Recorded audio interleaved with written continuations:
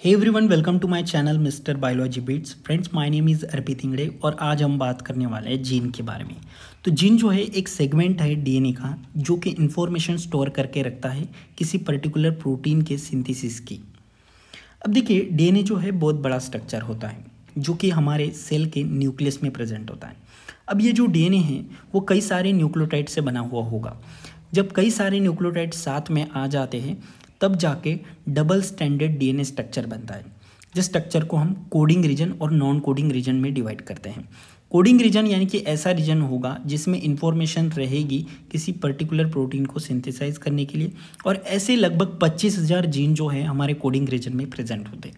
Non coding region यानी कि इसमें किसी भी तरह की इंफॉर्मेशन स्टोर नहीं रहती प्रोटीन सिंथेसिस के लिए। अब देखिए, 25,000 जीन हैं जिससे 25,000 से भी ज़्यादा प्रोटीन बन सकते हैं, और वो प्रोटीन जब बन जाएंगे तब हमारे बॉडी में पर्टिकुलर फंक्शन को परफॉर्म करेंगे। अब ये जो सेगमेंट है डीएनए का जिसे कि हम जीन कह रहे हैं, उसको हम 3 पार्ट में डिवाइड कर सकते हैं।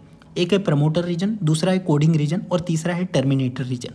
प्रमोटर रीजन यानी कि ऐसा सीक्वेंस होता है जहाँ पर एक एंजाइम आता है, आरएनए पॉलीमरेज बाइंड करता है, और कोडिंग रीजन में जो डीएनए के फॉर्म में जो इन्फॉर्मेशन है पर्टिकुलर प्रोटीन के सिंथेसिस के लिए, उस इन्फॉर्मेशन को कॉपी करता है in the form of RNA, और इसी प्रोसेस को हम कह रहे हैं ट्रांसक्रिप्शन।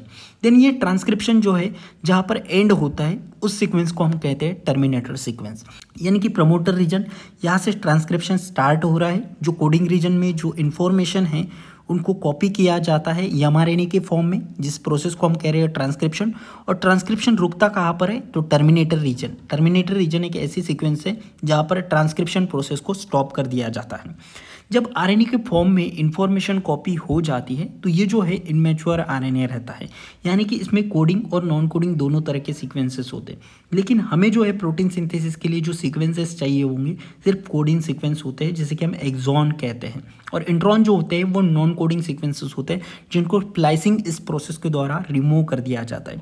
जब स्प्लाइसिंग हो जाता है तब हमें सिर्फ एक्सॉन वाला एमआरएनए मिलता है, जिसे कि हम कह रहे हैं मैच्योर एमआरएनए, और इसी एमआरएनए को आगे भेज दिया जाता है ट्रांसलेशन में। ट्रांसलेशन ये एक्चुअल प्रोसेस होती है प्रोटीन सिंथेसिस के लिए। इस एमआरएनए में जो इंफॉर्मेशन है वो प्रोटीन सिंथेसिस की इंफॉर्मेशन है, जो कि कॉपी कहाँ से की गई है? डीएनए से कॉपी की गई है। और यहाँ पर जो है अब इस एमआरएनए की इंफॉर्मेशन को रीड किया जाता है राइबोसोम द्वारा, और राइबोसोम द्वारा जब इस एमआरएनए की इंफॉर्मेशन को रीड किया जाता है तो हमारा फंक्शनल प्रोटीन यहाँ पर फॉर्म हो जाता है। और देन ये प्रोटीन जो है आगे जाके हमारे बॉडी में पर्टिकुलर फंक्शन को परफॉर्म करेगा। अब हम यहाँ पर समझने की कोशिश करते हैं कि कोई जीन जब एक प्रोटीन इनकोड करता है तो वो प्रोटीन अपना फंक्शन किस तरीके से परफॉर्म करेगा।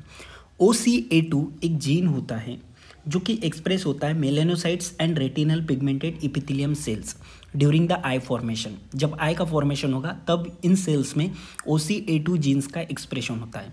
जब ये एक्सप्रेस होता है तो प्रोटीन इनकोड करता है P protein. P protein responsible होता है मेलेनिन पिगमेंट प्रोडक्शन को कंट्रोल करने के लिए। अब कितने अमाउंट में मेलेनिन यहाँ पर प्रोड्यूस होगा वो डिपेंड करेगा पी प्रोटीन के ऊपर। अब ज़्यादा अमाउंट में मेलेनिन पिगमेंट अगर प्रोड्यूस हो रहा है तो आंखों का कलर ब्राउन रहेगा। लेस अमाउंट में मेलेनिन का पिगमेंट का प्रोडक्शन हो रहा है तो ब्लू रहेगा, और मॉडरेट अमाउंट में अगर हो रहा है तो ग्रीन कलर रहेगा आंखों का। तो आंखों का कौन सा कलर रहेगा ये डिपेंड रहता है मेलेनिन पिगमेंट के प्रोडक्शन के ऊपर, और इसको कंट्रोल करने का काम जो कर रहा है वो पी प्रोटीन कर रहा है, जो कि इनकोड हो रहा है OCA2 जीन से। उम्मीद करता हूँ आपको समझ में आ गया होगा। ऐसी कई वीडियो देखने के लिए वीडियो को लाइक और चैनल को सब्सक्राइब कर दे। धन्यवाद।